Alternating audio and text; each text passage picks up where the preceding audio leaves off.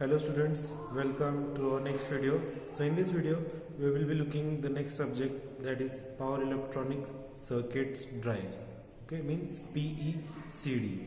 So in this subject we will be looking all the power electronics terms, okay, and how the electric motors is used in this electronic drives.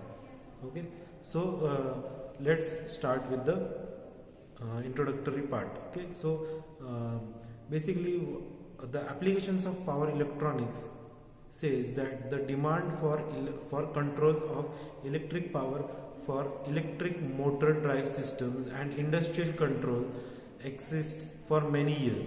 Okay, and this led to an early development of the Ward-Leonard system to obtain a variable DC voltage for the control of DC motors drives. Okay, so Ward-Leonard method is used for DC motors drive. So power electronics have revolutionized the concept of power control for power conversion and for controls of electric motor drives. Okay, so power electronics combine power electronics and control. Okay, so control deals with the study of steady state and dynamic characteristics of closed loop system. Okay, so power deals with the static and rotating power equipments for generation, transmission and distribution of electric power. Okay, so electronics deals with solid state devices and circuits for signal processing to meet the desired control objective. Power electronics may be defined as the application of solid state electronics for the control and conversion of electric power. Okay, so the interrelationship of power electronics with power electronics and control. Okay, so we will see the figure in the further. Okay, power electronics is also based on primarily on the switching of power semiconductor devices. With the development of power semiconductor technology, the power handling capacity and switching speed of the power devices with improved which has improved tremendously. Okay,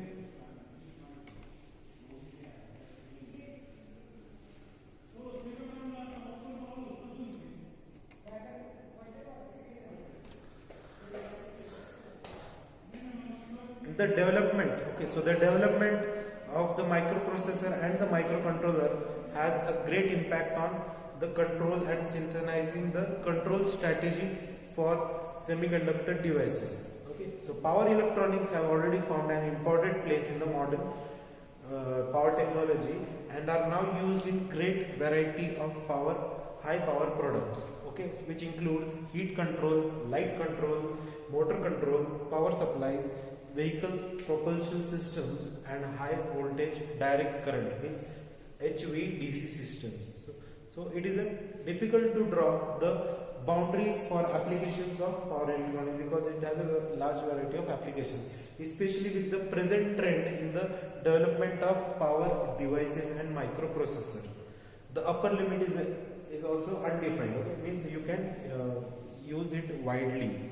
Okay, so before moving on to the power electronics part, you should know what is power semiconductor devices. Okay, so since the thyristor means SCR, which stands for silicon controlled rectifier, was developed in 1957. Okay, which was developed in 1957. There have been tremendous advantages in the power semiconductor devices. Okay, so until 1970, the conventional thyristor have been excessively used for power controlled in industrial applications. So in 1970, various types of power semiconductor devices were developed and became commercially available. Okay, so these can be divided broadly into 4 types. First is the power diodes. Then we have thyristors. Third one is power BJTs, that is power bipolar junction transistor, and power MOSFETs. Okay, so these thyristors can be subdivided into 7 types.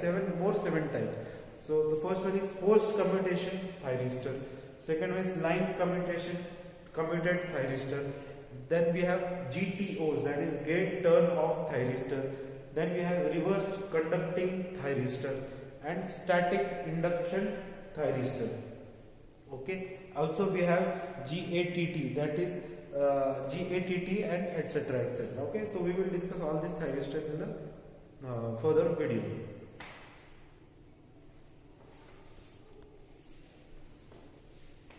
Okay. So there are power devices. Okay. There are very large quantity of power devices which are used. So the first and the basic power device is known as diode. Okay. So it is a very simple, it has a very simple structure. Okay. So diode, it allows, so what is the function of diode? It allows the flow of current in only one direction. Okay. It does not allow the opposite flow of the direction, opposite flow of the current through the same diode. Okay. So it has two terminals, A and K. Okay. A and K. So A denotes the anode and K denotes the cathode.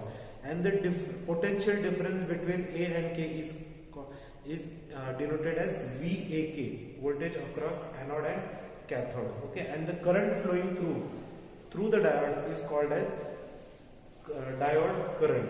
Okay. So and if we are drawing the characteristics of the diode is, so we can draw the characteristics between the diode through the diode through if we take the horizontal axis or the y-axis as voltage across anode and cathode, and the vertical axis, okay, is the diode current.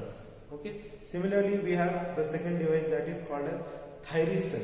Okay. So thyristor it is also having two common diode and one extra two common terminals, that is anode and cathode, but there is one extra terminal that is called as gate terminal.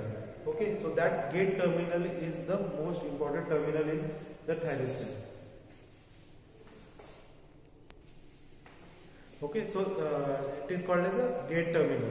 Then we have